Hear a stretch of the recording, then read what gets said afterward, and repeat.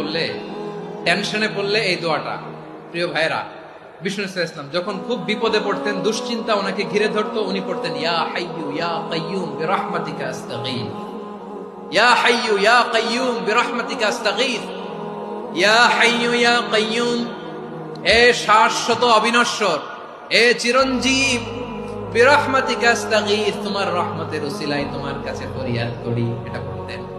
আবার আরেক বর্ণনায় এসেছে ইয়া হাইয়ু ইয়া কাইয়ুম বিরহমাতিকা আস্তাগীথ আসলিহ লি শা'নি কুল্লাহু ওয়ালা তাকিলনি ইলা নাফসি তারফাতা আইন। আসলিহ লি শা'নি কুল্লাহ, আল্লাহ আমার সবকিছু আপনি সেটেল করে দেন।